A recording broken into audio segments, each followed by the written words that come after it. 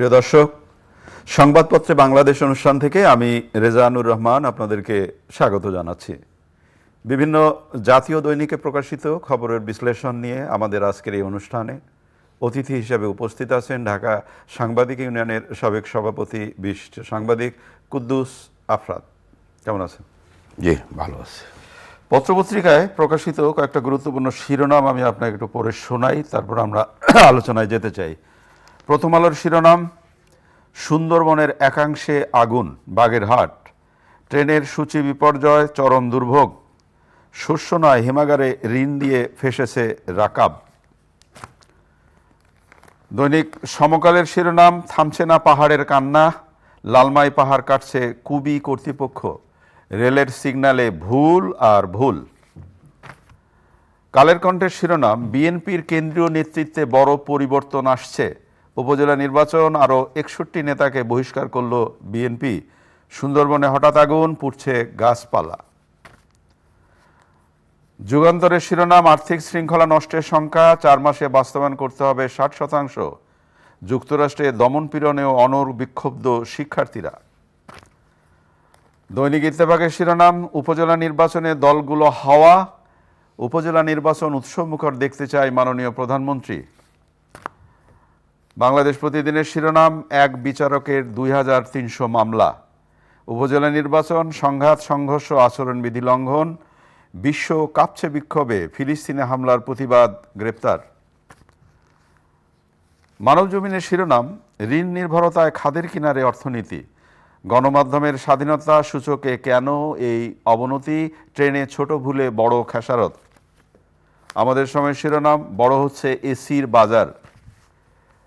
আজকের পত্রিকার শিরোনাম, 8 প্রকৌশলীর চক্রে পূর্বাচল, ব্যাংক খাতে এখন নীতি তৈরি হচ্ছে দুর্নীতির প্রয়োজনে। দেশ রূপান্তরের শিরোনাম, গদি নেই তবু বদি, পেঁয়াজ রপ্তানি নিষেধাজ্ঞা তুলে নিল ভারত, 14 দল আওয়ামী লীগের বোঝা। কালের কণ্ঠের শিরোনাম, মন্দের চাপে নুয়ে পড়ার সংখ্যায় ভালো ব্যাংক, দানের টাকায় মাদক সেবন করতেন মিল্টন সামাদ্দার। সময়ের আলো শিরোনাম, ডিজিটাল যুগে অ্যানালগ সিগন্যাল, পুড়ছে সুন্দরবন। জনকণ্ঠের শিরোনাম, বিল তুলতে জালিয়াতি, বিনামূল্যের বইয়ে নিম্নমানের কাগজ, পিএলআই রিপোর্ট জাল। খুবই শঙ্কামূলক রিপোর্ট, হয়তো আমরা সময় পেলে এই রিপোর্টটি নিয়ে আলোচনা করব, কিন্তু তার আগে প্রথমে গত 2 দিন ধরে যে আলোচনাটি করছিলাম, গতকাল এই আলোচনাটি তুলেছিলাম আমি, রেলের সিগন্যালে ভুল আর ভুল। সমকালের শিরোনাম, মানবজমিনের শিরোনাম, ট্রেনে ছোট ভুল বড় খেসারত। প্রথম আলোর শিরোনাম, ট্রেনের সূচি বিপর্যয়, চরম দুর্ভোগে মানুষ, এবং ছবি রয়েছে, আমরা পত্রপত্রিকা এবং টেলিভিশন মাধ্যমে দেখলাম। এই যে ভুল, ছোট ভুলে বড় বিপর্যয়, কতদিন চলবে বলে মনে হয় আপনার? প্রথমে শুভেচ্ছা আপনাকে এবং যারা এই মুহূর্তে টেলিভিশনের সামনে আছেন আপনাদেরকে শুভেচ্ছা। বিষয়টা হচ্ছে, দেখেন, বিপর্যয় যে কোনো সময় হতে পারে। আমরা দুবাইয়ের মতো জায়গায় বা আমেরিকার মতো জায়গায় প্লেনের শিডিউলের বিপর্যয়ের কারণে অনেক সময় যাত্রীরা প্রচুর ভোগান্তিতে পড়ে। মানব সৃষ্ট ভুল, হ্যাঁ, না, প্রাকৃতিক এবং মানব সৃষ্ট দুটো হতে পারে, কারণ আমাদের মতো দেশকে তো আর আমরা এতটা আধুনিক করি নেই যে হবে না। বিষয়টা হচ্ছে যে আপনার সেইখানে, অর্থাৎ আমরা পৃথিবীর সব জায়গায় দেখি, আমরা নিজেরা আস্তে আস্তে সভ্য বলছি, আমাদের মান উন্নত হচ্ছে বলছি, আমরা এই যারা টিকিট কেটে দুরবস্থায় পড়ে তাদেরকে, অর্থাৎ কাউন্টারমূলক সেবা কতটুকু দিতে পারছি, বসার আসন করতে পারছে কিনা, তাকে তথ্য দিয়ে সহযোগিতা করতে পারছে কিনা, মানে একটা ওই মান্দাতার আমলে যেই সার্ভিস সেবাটা ছিল সেটাই আছে। এই জায়গায় কিন্তু কোনো মানে উন্নতি তো হয়ই নেই, বরঞ্চ অবজ্ঞার ইয়েটা আছে। এই যে মানুষ ট্রেনের প্রতি ঝুঁকছে, এইটা রেলের জন্য আশীর্বাদ, রেল কর্তৃপক্ষের জন্য আশীর্বাদ, এবং সরকারও রেল সম্প্রসারণে যেভাবে সার্ভিস বাড়াচ্ছে, আমি মনে করি রেল কর্মীদের এই জায়গাটা আর ট্রেন্ড আপ দরকার। কালকে স্বয়ং রেল মন্ত্রীও বলেছেন যে ওইখানকার প্রশিক্ষিত লোক, অর্থাৎ রেলের প্রশিক্ষিত লোকের সাংঘাতিক জনবলের অভাব আছে। এর কারণ হচ্ছে, আমি নিজেও, আমার ফাদার রেলে চাকরি করতেন, ভাইয়েরা চাকরি করতেন, এখন বাস তেরা করেন, রেল ফ্যামিলির একজন। দীর্ঘদিন ছোটোবেলা থেকে রেল এরই নেয় আমি বড় হয়েছি এবং বসবাস।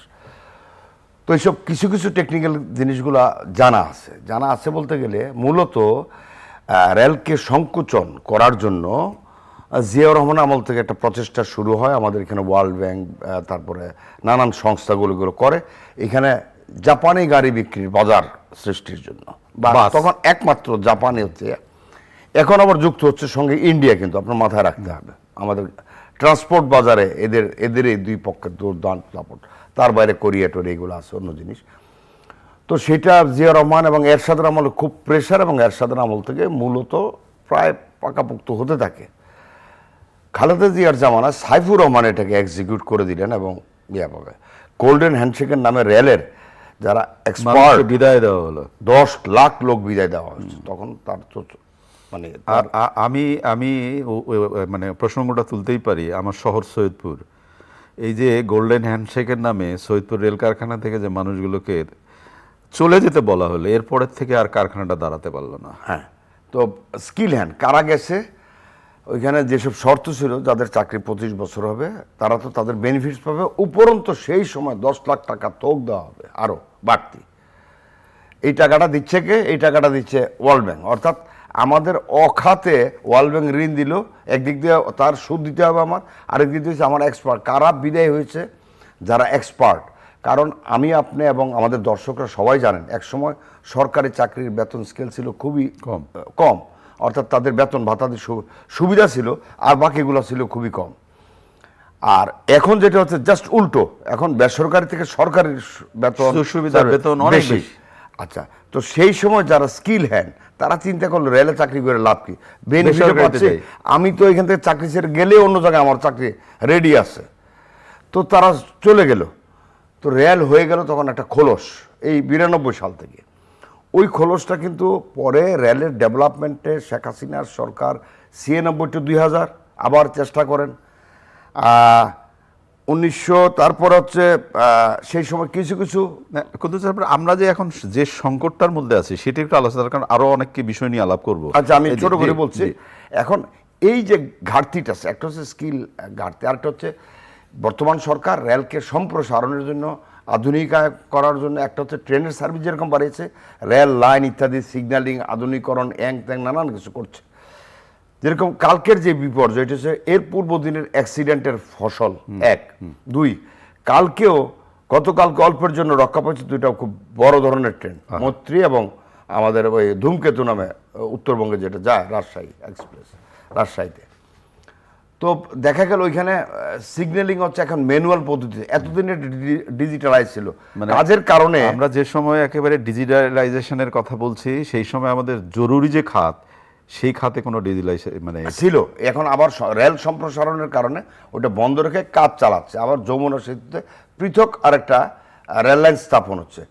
তো এইসব কারণে পুরোটাই এলোমেলো হয়ে গেছে। এত দুর্ভোগ কালকে এই গরমের দিনে যারা রেলে ভ্রমণ করেছে, বিশেষ করে উত্তরাঞ্চল, উত্তর পশ্চিমাঞ্চলে যারা করেছে, তাদের দুর্ভোগের কোনো সীমা ছিল না।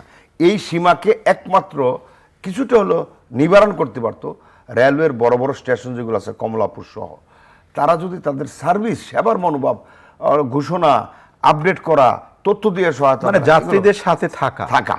আপনি অধৈর্য হবেন না, আমরা আপনার জন্য এই করছি, অথবা তাদের যদি একটা পানি খাওয়ানোর ব্যবস্থা করা হতো, সেটাও একটা ব্যাপার ছিল। অনেক ধন্যবাদ দিলে তাদের কি হতো। অনেক ধন্যবাদ আপনাকে। এখন যে বিষয়টি নিয়ে আলোচনা করতে চাই, এই আলোচনাটি আমি পত্রপত্রিকা এবং টেলিভিশন মাধ্যমে এই আগুনটি দেখার পরে বুকের ভেতর না মোচড়টা দিয়ে ওঠা। সুন্দরবন আমাদেরকে কিভাবে বাঁচায়, কিভাবে রক্ষা করে, কি করে, সেটা সব কিছু আমরা জানি। এবং সুন্দরবনে আগুন লাগলো এবং বন বিভাগের স্থানীয় বাসিন্দারা মিলে বালতি ও কলসি দিয়ে আগুন নেভানোর চেষ্টা করলো এবং ফায়ার সার্ভিস গেছে, কিন্তু রাতের কারণে। কিন্তু আমার প্রশ্নটা যেটা কুদ্দুস আফরাদ, আমরা যে কোনো জিনিস বিপদে পড়বার পরে আমাদের মনে হয় যে হ্যাঁ, এই যে বনকে রক্ষা করার জন্য আমাদের পানির ব্যবস্থা থাকা দরকার, আমাদের দমকল বাহিনী পাশে থাকা দরকার, সব কিছু এখন হয়তো এটা ভাবা হবে। আগে কেন ভাবা হয় না? আমাদের সব ভাবা হয় কখনো, এবং সেই পরিকল্পনাগুলো মানে সুদূর প্রসারী পরিকল্পনা থাকে না। দেখি না কি হয়।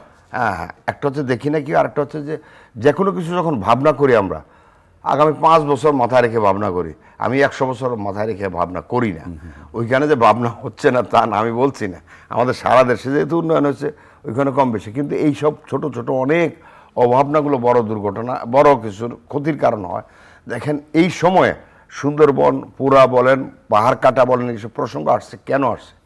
কারণ জলবায়ু এবং পরিবেশগত যে বিপর্যয় সারা ওয়ার্ল্ডে আছে, আমরা ক্ষতির দিকে বেশি, ক্ষতি অনুভব করছি বেশি।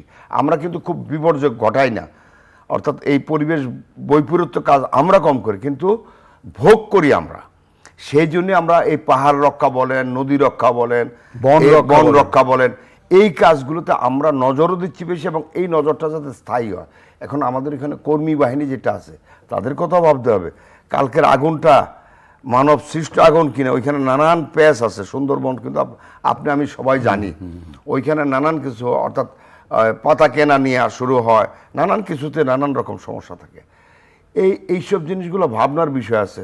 সুন্দরবন কেন্দ্রিকও অনেক ধরনের দস্যুতা, রাজনীতি, নানান কিছু আছে। আমাদের সবচেয়ে বড়, আমাদের না শুধু ওয়ার্ল্ডের সবচেয়ে বড় একটা পরিবেশের স্থান উপলক্ষে সুন্দরবন। পরিবেশ ভারসাম্য রাখার জন্য এর কিন্তু অবদান অপরিসীম। সুতরাং সুন্দরবনের কোনো রকম ক্ষতি হোক, সুন্দরবনের পশম নষ্ট হয়ে যায়, সেটা যাতে না হয়। অনেক ধন্যবাদ আপনাকে। আমাদের দেশে ছাত্র আন্দোলন, বিক্ষোভ আমরা দেখেছি। যুক্তরাষ্ট্রে দমন পীড়ন অনর বিরুদ্ধে শিক্ষার্থীরা, এবং যুক্তরাষ্ট্র দেখলো যে ছাত্র আন্দোলন কাকে বলে। ফিলিস্তিন রাষ্ট্রের পক্ষে দাঁড়িয়ে এই যে ছাত্র আন্দোলন চলছে, কি মনে হয় আপনার? মনে হচ্ছে ছাত্ররা আসলে চাইলে অনেক কিছু করতে পারে। আমরা তো আমাদের মুক্তিযুদ্ধ, যে আমাদের স্বাধীনতা অর্জনে এই ছাত্র সমাজের ভূমিকা অপরিসীম। অবশ্যই স্যালুট করতে হবে। হ্যাঁ, স্যালুট করতে হবে। ছাত্রদের ভূমিকা অপরিসীম।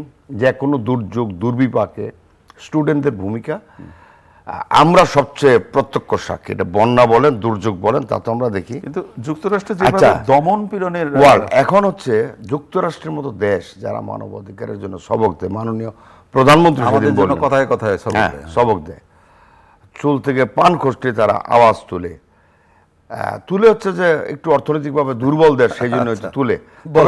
আমরা এমন একটা প্রধানমন্ত্রী পেয়েছি যে ওইগুলা তোয়াক্কা করে না। আমি এই জন্য প্রধানমন্ত্রীকে সাধুবাদ জানাই, শুভেচ্ছা জানাই।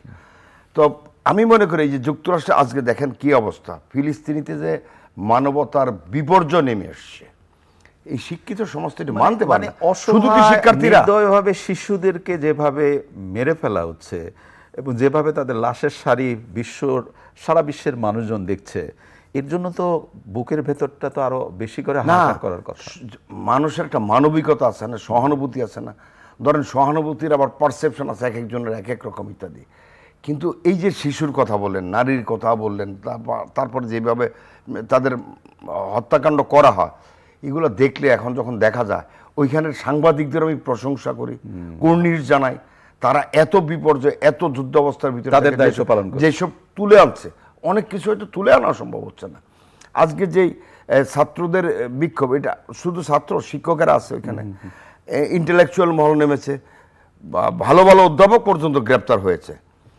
আর আমাদের অমানবিক যেই শক্তি, যারা যুদ্ধবাজ, যারা এখন অস্ত্র বেচা কেনা, অস্ত্রকেই প্রধানভাবে, এই যে অস্ত্রের জন্য যে পয়সাটা খরচ হচ্ছে এখানে, এই পয়সা দিয়ে কিন্তু আমাদের পরিবেশ বিপর্যয়, ওয়ার্ল্ডের পরিবেশ বিপর্যয় অনেকটুকু উন্নত করা যায়।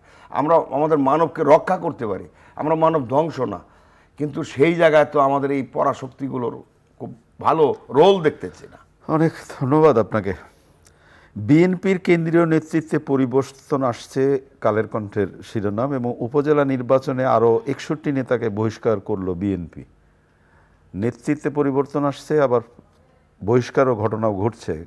দলটি কি ভাবছে, কি মনে হয়? নেতৃত্বে পরিবর্তন আসাটা যে কোনো রাজনৈতিক দল, এটা খুব স্বাভাবিক ঘটনা। আসলে আমাদের সময় আমরা দেখছি গত 20-30 বছর নতুন জেনারেশন বড় রাজনৈতিক দলগুলোতে বা ছোট রাজনৈতিক দলগুলোতে নেতৃত্বের খুব একটা পরিবর্তন দেখে না, বা ডাইনামিক নেতৃত্ব পায়নি। ডাইনামিক নেতৃত্বের অভাবে আমাদের অনেক কিছুতে আমরা পিছিয়ে যাই। আমাদের গণতন্ত্রকে শক্তিশালী করা, আমাদের নীতিবোধকে আরও পোক্ত করা, নানান কিছুতে আমরা অনেক, এই জন্য হচ্ছে রাজনৈতিক নেতৃত্ব যত পোক্ত হয়, দূরদর্শী চিন্তা করতে পারে যারা, তারাই সফল হয়।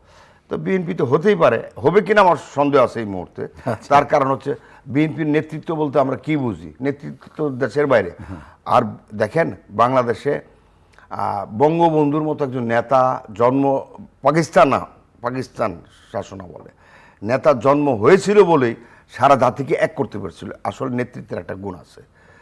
তো এর আগে কিন্তু ওনার চেয়ে অনেক বিচক্ষণ, অনেক ভারী নেতা, সুশিক্ষিত নেতা, ব্যারিস্টার, উকিল, দামি নেতা, হ্যাঁ, যারা পশ্চিমবঙ্গের কলকাতা বা পশ্চিমবঙ্গে ভালো নেতৃত্বে ছিল, তো দুই বাংলা নেতৃত্বে ছিল, কিন্তু তাদের দ্বারা হয়নি। তাদেরও কিন্তু চিন্তা, বাংলাদেশের স্বায়ত্তশাসন, নানান কিছু ছিল, পারে নাই। আমরা বঙ্গবন্ধুর মতো একটা নেতৃত্ব পেয়েছি বলে তার নেতৃত্বে সারা জাতি এক হয়েছিল। একইভাবে স্বাধীনতা উত্তরকালে আমাদের যেই রাজনৈতিক অগ্রগতি যেটুক দেখি আমরা, দুই দল ভিত্তিক মূলত এখানে আছে। এখানে এখন বর্তমান শেখ হাসিনা, খালেদা জিয়া, এর বাইরের নেতৃত্ব ভাবা যায় না এখনো লাইভ তাদের। এই কথাটাই সম্ভবত সেদিন প্রধানমন্ত্রী বলছেন যে উনার বিকল্প, উনি যেই জায়গা থেকে উনি প্রধানমন্ত্রী চেয়ারে বসে প্রধানমন্ত্রীর বিকল্প সন্ধান করছেন। বললো যে সন্ধান না হলে বেসিক্যালি আমাদের রাজনীতির কোনো পরিবর্তন, মানে যে চেঞ্জটা চাচ্ছে হবে না। বাম ডানের কথা বলতে যে উনি এসব কথা বললেন, মূলত সত্য। কিন্তু উনি এখন আর প্রধানমন্ত্রীর জায়গায় না, উনি এর চেয়ে উপরের স্তরে চলে গেছে, রাষ্ট্রবিজ্ঞানীর স্তরে চলে গেছে। ওনার ওদিন মন্তব্য আমার মনে হলো উনি রাষ্ট্রবিজ্ঞানীর মতো কথা বলছেন। তো এই যে বললেন আপনি নেতৃত্ব, বিএনপির নেতৃত্ব পরিবর্তন তো দরকার টপ দিকে, ওইটা কি হবে? অনেক ধন্যবাদ। আর ওই যে 61 বললেন, 61 শুধু না, সব মিলে মনে হয় 147-50 সব তাদের, অর্থাৎ ভোটের লাইনের বাইরে চলে আসাটা তাদের কর্মীরা পছন্দ করছেন না। গণমাধ্যমের স্বাধীনতার সূচক নিয়ে কথা হচ্ছে এবং সম্পাদক পরিষদের আলোচনা সভায় বক্তারা সাংবাদিকতার সুরক্ষিত করে আইন প্রকাশ করার কথা বলেছেন। সাংবাদিকদের সুরক্ষার আসলে আমাদের কোনো আইন নেই। প্রথমত সাংবাদিককে বেঁধে ফেলার আইন আছে, কিন্তু আপনি প্রচুর ভালো কাজ যে করেন, প্রচুর যে কাজে দেশ উপকৃত হচ্ছে, জাতি উপকৃত হচ্ছে, আমাদের গভর্নমেন্ট উপকৃত হচ্ছে, বা অপোজিশন উপকৃত হচ্ছে, বা যেভাবে দেখেন নাগরিক, তো যেই সব বড় কাজে আমরা পুরস্কৃত করছি তাদেরকে, কিন্তু গভর্নমেন্ট তরফে তাদেরকে কি সুরক্ষা দিচ্ছে, গভর্নমেন্ট তরফের কি অ্যাচিভমেন্ট আছে একে প্যাট্রোনাইজ করার নেই। একমাত্র সেক্টর, যেই সেক্টরটা রোদে তাপে আগুনে কাজ করে, পুলিশের বাড়ি খেয়ে কাজ করে, তো সেই সেক্টরটার সুরক্ষা দরকার। অনেক ধন্যবাদ, অনেক ধন্যবাদ আপনাকে। প্রিয় দর্শক, আমরা যে বিষয়গুলো নিয়ে কথা বললাম আপনারা নিশ্চয়ই শুনলেন। সুন্দরবনের কথা উঠেছিল। সুন্দরবন আমাদের অনেক অনেক অনেক পাহারা দেবার জায়গা এবং অনেক আমাদেরকে বাঁচিয়ে রাখার, আমাদেরকে আশ্রয় দেবার একটি অনেক বড় বন। এই বনের জন্য কোনো ক্ষতি না হয়, এই প্রত্যাশা রেখে আজকের অনুষ্ঠান এখানেই শেষ করছি। ভালো থাকবেন। খোদা হাফেজ।